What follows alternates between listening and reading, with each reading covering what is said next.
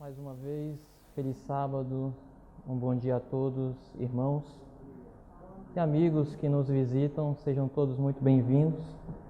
Espero que todos estejam se sentindo bem neste lugar de oração. Convido vocês a abrir a Bíblia no livro de Jeremias, capítulo 33. E o versículo que nós embasaremos a nossa reflexão é apenas o versículo 3. Este não será um sermão expositivo, onde nós iremos contextualizar o texto, mas será um sermão temático, onde nós estaremos extraindo o princípio para abordarmos a temática da oração. Jeremias capítulo 33, versículo 3.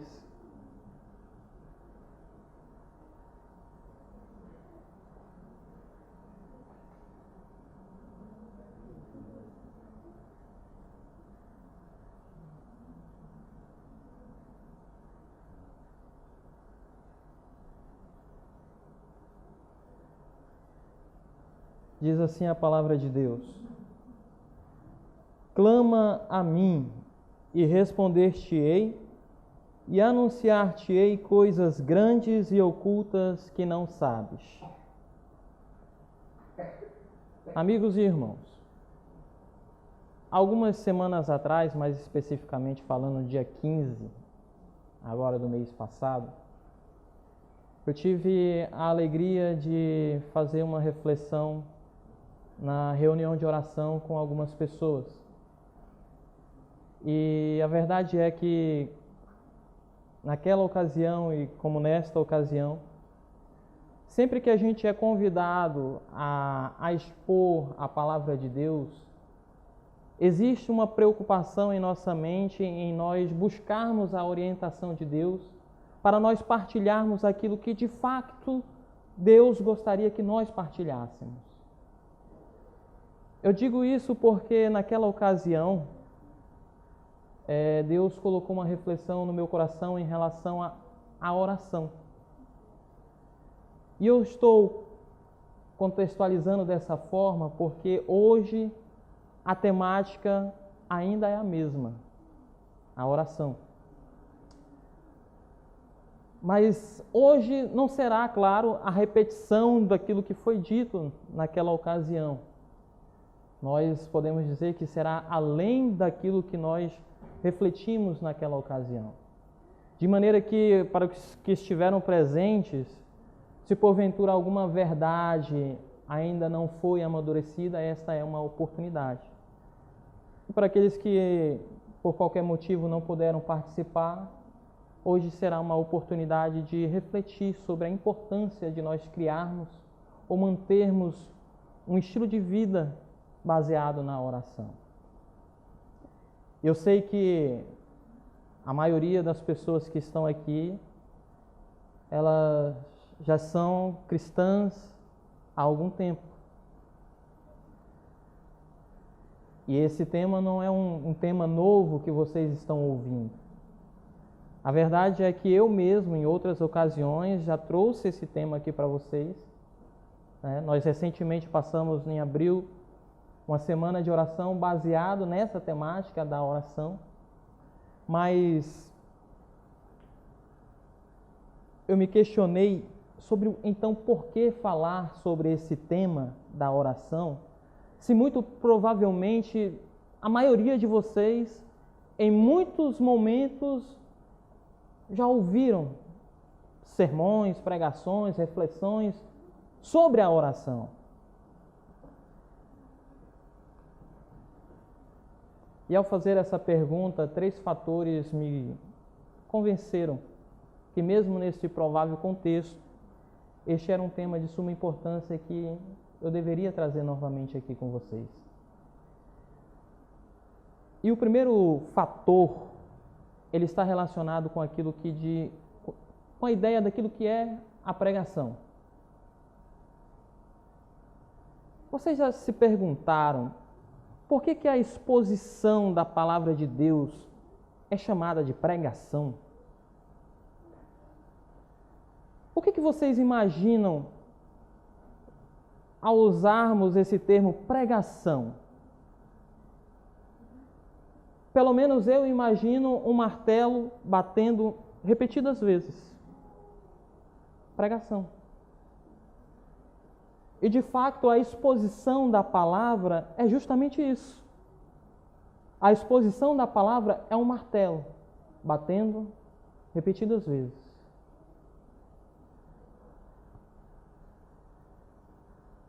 E isso por pelo menos duas razões. A primeira é que dificilmente um prego ele entra em uma superfície dura apenas com uma batida.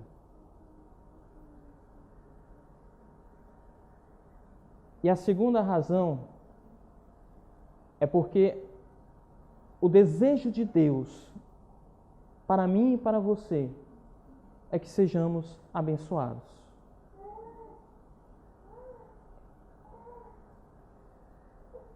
Eu digo isto porque existem coisas que jamais irão mudar, como por exemplo, os decretos de Deus. Ninguém nunca irá mudar. Mas existem coisas que só vão acontecer na nossa vida se nós orarmos. Existem coisas que só acontecerão na sua vida se você orar. Existem coisas que Deus só vai permitir acontecer se o seu povo orar.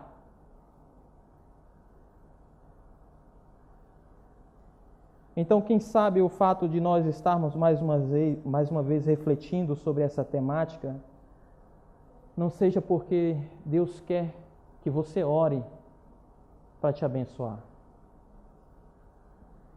O segundo fator que me convenceu a trazer essa temática mais uma vez aqui com vocês está em um texto que eu encontrei no livro Testemunho para a Igreja, página 346, volume 1, onde a autora ela diz assim, ela descreve o poder da oração com as seguintes palavras: Satanás não suporta que se apele para o seu poderoso rival, pois teme e treme diante da sua força e majestade. Ao som da fervorosa oração, todo o exército de Satanás treme. E o terceiro, por último, fator que me convenceu a trazer essa temática nessa manhã, ela está relacionado ao entendimento da seguinte ideia. Todos vocês sabem que quando a Bíblia traz uma instrução repetidas vezes, é porque de fato aquilo é muito importante para nós. E nós sabemos que a lei, ela foi dada 2 vezes. E ninguém de nós podemos questionar o peso, a importância de nós vivermos em obediência aos mandamentos de Deus. Nós não encontramos, folheando a Bíblia, repetidas vezes lá escrito: não matarás, não furtarás. Nós não encontramos. Mas nós não podemos questionar que os 10 mandamentos são de suma importância.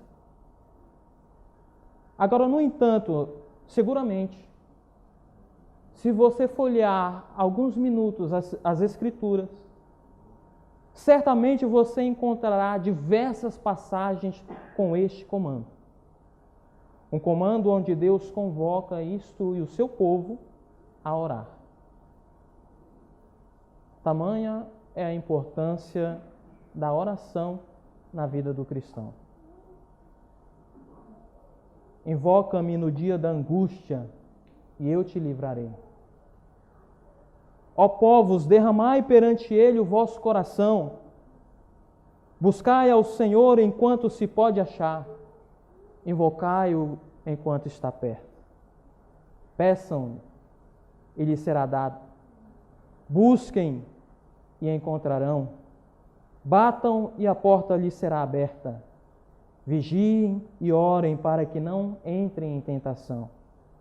Orem sem cessar. Aproximemo-nos do trono da graça com confiança. Aproximem-se de Deus e Ele se aproximará de vocês. Perseverem em oração.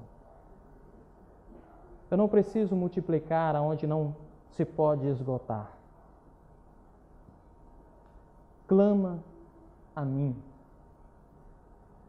Nós não somos apenas aconselhados e orientados a orar, mas nós somos ordenados a orar.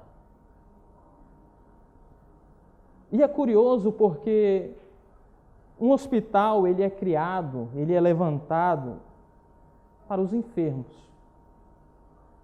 Ninguém levanta um hospital e vai ao parlamento para criar uma lei que obrigue os enfermos a procurarem o tratamento, a procurarem a cura. É racional, é lógico nós imaginarmos que isso seja algo natural de se acontecer. Acredita-se que assim que se ofereça um tratamento, a cura, os pacientes livremente o procurem. Mas é tão estranha a presunção e a vaidade do homem que ele precisa de um mandamento divino para ter cuidado com a sua própria alma.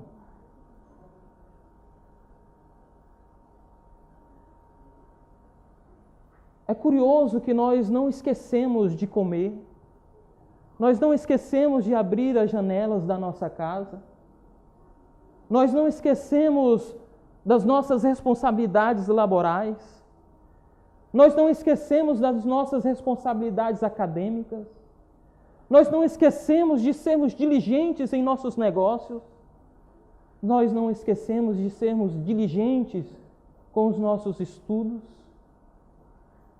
nós não esquecemos de irmos para a cama para descansar, mas nós precisamos, se faz necessário, de um mandamento, de uma ordem divina, para que nós venhamos fazer aquilo que precisamos ser feito, que é passar longas horas de comunhão consagrada com Deus em oração. Horas para o mundo, momentos para Cristo. Para o mundo, o melhor. Para os momentos de oração, as sobras. Nossa força e nosso vigor para as coisas, nosso cansaço e a nossa exaustão para os breves momentos com Deus. É curioso que o homem precise ser ordenado àquele ato que deveria ser a sua maior felicidade, o seu maior privilégio, encontrar-se com seu Deus. Mas se por um lado esse texto ele mostra a incoerência dos homens, por outro lado ele mostra o maravilhoso amor de Deus ao nos dar essa ordenança. Ele deseja nos abençoar e se relacionar com seus filhos. Clama a mim. Quanto a essa frase, o que deveria impressionar a sua e a minha mente é que nós nunca poderemos questionar o facto de se nós temos o direito de orar. Quando você tem um comando dado da parte de Deus, e esse comando são promessas e habilitações, você não precisa se perguntar se você pode entrar na presença de Deus. Vocês podem se aproximar, e isso com confiança, através do novo e vivo caminho através do véu que foi rasgado. Hebreus capítulo 4, versículo 16 está escrito: Cheguemo-nos, pois, com confiança ao trono da graça, para que possamos alcançar misericórdia e achar graça, a fim de sermos ajudados em tempo oportuno. Agora a pergunta que fica é: como orar? E a Bíblia nos mostra que há inúmeros tipos de oração. Atos 4:31, a oração em grupo. Números capítulo 6, versículo 26, a oração prescrita. Neemias capítulo 2, versículo 4, a oração jaculatória, que é aquela pequena oração que nós fazemos em momentos de aflição, somente com o nosso coração, um suspiro da nossa alma a Deus. Salmo 77, versículo 1, a oração vocal, que nós estamos mais habituados. Salmo capítulo 1, versículo 13, a oração mental. E é interessante essa última porque existe a possibilidade de nós orarmos com os nossos pensamentos. E a esse respeito, um pregador do século XVII chamado John Bunyan, ele vai dizer assim que na oração é melhor orar com o coração sem palavras do que palavras sem um coração. A mim me parece cada vez mais que a oração, na verdade, é apenas o adorno. As nossas palavras são o adorno da oração. À luz das Escrituras, nós temos vários tipos de oração. Nós só não temos justificativas para não orar.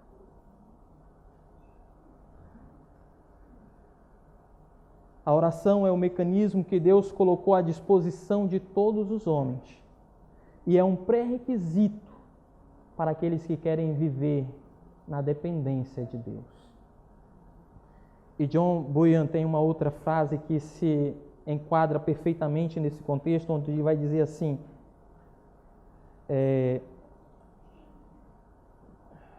eu posso fazer mais que orar depois de ter orado. Eu não sei se vocês já observaram, mas Jesus era um homem de oração. E lá em Lucas capítulo 6, versículo 12, Jesus ele estava prestes a tomar uma das decisões mais importantes da sua vida terrena.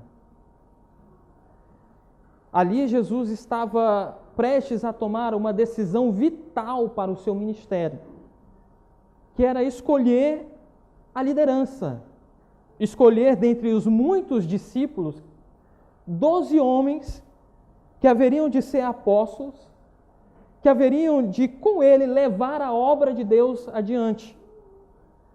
Aqueles que deveriam receber de Deus a autoridade e o poder para plantar igrejas, constituir lideranças. E a Bíblia vai dizer que antes desse momento, Jesus Cristo orou. Passou momentos e horas de oração em comunhão com o Pai. E cá nós estamos, fruto dessa decisão assertiva de Jesus. E a pergunta que eu vos faço é a seguinte: quantos problemas nós não evitaríamos se nós, antes de tomarmos a maioria das nossas decisões, não buscássemos a orientação de Deus através de alguns minutos de oração? Quantas vitórias nós não teríamos alcançado ao longo da nossa vida se nós buscássemos a orientação de Deus através da oração. Eu acredito que nós precisamos do discernimento de Deus, da clareza de Deus. Nós precisamos parar de credibilizar mais a sabedoria dos homens do que a sabedoria de Deus. Nós precisamos aprender a depender mais de Deus. É Ele que tem a percepção clara de todas as coisas. E Ele quer o melhor para os seus filhos. O texto ainda diz: e responder-te-ei.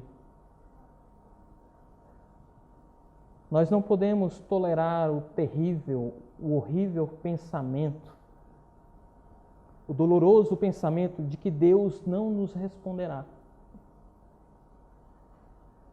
A sua natureza manifestada em Jesus Cristo exige isso da parte dele. Ele se revelou no Evangelho como um Deus de amor, um Deus cheio de graça, um Deus misericordioso. Ele não pode se recusar a ajudar aqueles que humildemente o buscam a sua face da maneira que Ele mesmo designou.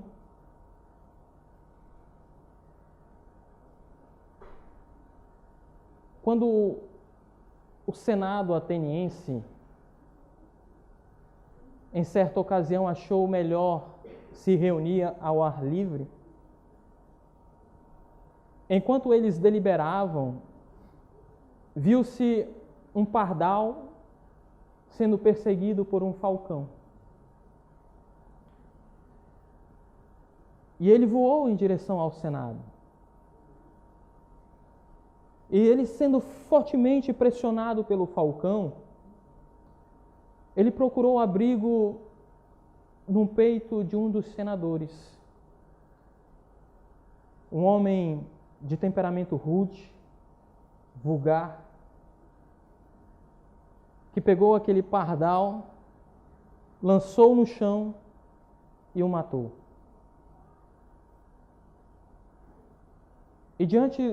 E para os senadores, julgou-se que aquele homem era indigno de ter um assento no Senado, porque ele se recusou a ajudar uma criatura que depositou a sua confiança nele. Mas parem para refletir juntamente comigo. Aquele homem agiu em coerência com a sua natureza. Era um homem rude, vulgar. O que nós podemos supor do Deus do céu? O que nós podemos pensar do Deus do céu? Cuja natureza é amor. Será que Deus arrancaria do seu peito aquele passarinho trêmulo e o lançaria no chão? Será que Deus arrancaria do seu peito de misericórdia aquele passarinho que depositou toda a sua confiança e esperança? Com toda certeza que não. Porque isso é contrário à sua natureza. Deus certamente nos dará o convite para buscarmos a sua face. E, na verdade, Ele já o tem feito. Ele está fazendo agora mesmo.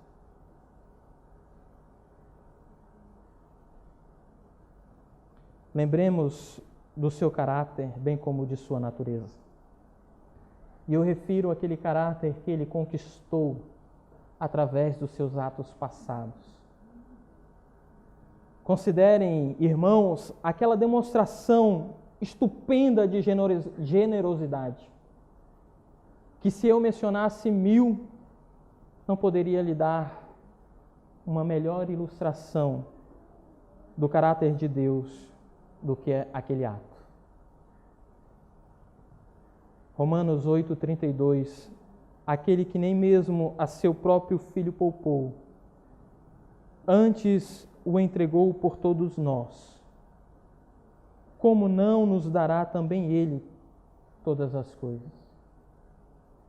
Isso aqui não é apenas uma inferência da minha parte. Isso aqui é uma conclusão inspirada do próprio apóstolo. Deus não recusou ouvir a minha voz quando, na minha miséria, quando o meu coração não conhecia. Deus não recusou ouvir a minha voz quando eu era um pecador culpado e inimigo.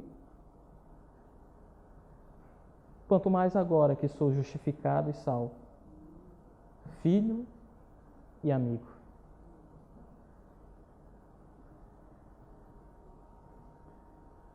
E o texto ainda diz: e anunciar-te-ei coisas grandes e ocultas que não sabes.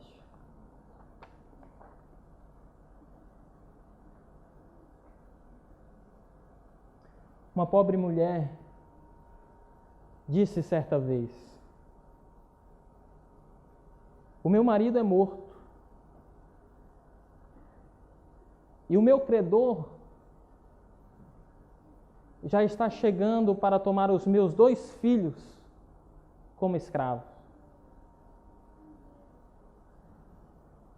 Ela esperava ouvir do servo de Deus, talvez a seguinte resposta: qual é ou quanto é a sua dívida?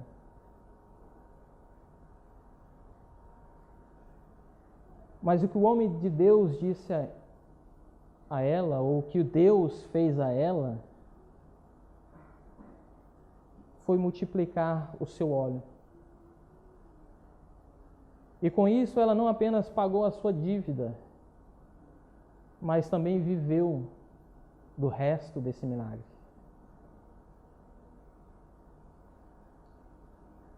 Ruth foi colher,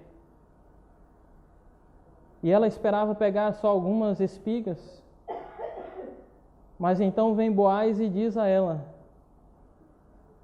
ou aos seus servos, melhor dizendo: deixe-lhe acolher, mesmo entre os feixes, e não a repreendam. Na hora da refeição ele disse: vem aqui e coma do pão e molhe o bocado no vinagre. Sim, ela encontrou um marido onde ela esperava apenas encontrar um pouco de cevada. O que dizer de Jó? O Senhor virou o seu cativeiro. O Senhor deu a Jó o dobro do que ele possuía quando Jó orou.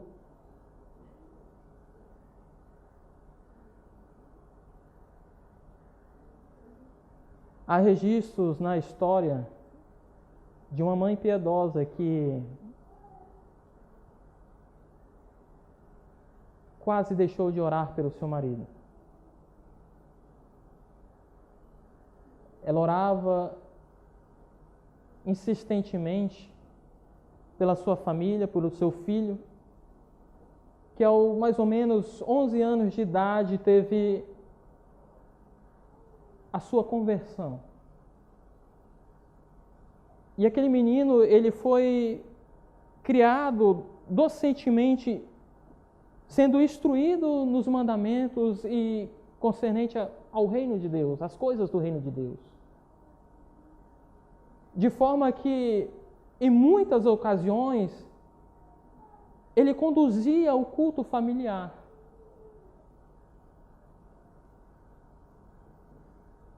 Mas o seu marido, o pai daquele menino, era um homem perverso e perseguidor. E embora ele não se dignasse a participar das reuniões do culto familiar, certo dia, por curiosidade, ele resolveu esperar atrás da porta, do outro lado da porta, para ver como o menino se sairia. E Deus abençoou de tal maneira a oração daquele menino, que aquele pai se converteu a Deus. Certamente essa mulher, esta mãe, essa esposa, poderia ler o texto que nós lemos nesta manhã e então dizer: sim, Senhor. Certamente o Senhor me ouviu e me anunciou coisas grandes e ocultas que eu não sabia. Efésios 3:20 está escrito que Deus é poderoso para fazer muito mais, abundantemente, além daquilo que nós pedimos ou imaginamos. Eu quero apenas concluir dizendo, além de tudo aquilo que já foi dito, o seguinte: existem alturas no conhecimento experimental das coisas de Deus que os olhos da sagacidade e do pensamento filosófico nunca poderiam ou poderão prever. Há caminhos secretos que a razão e o julgamento humano ainda não aprenderam a percorrer. E só Deus pode nos levar até lá. Mas o carro com o qual Ele nos leva e os cavalos de fogo com os quais Ele puxa o carro chama-se oração. Que Deus em Cristo vos abençoe e nos ajude. Amém.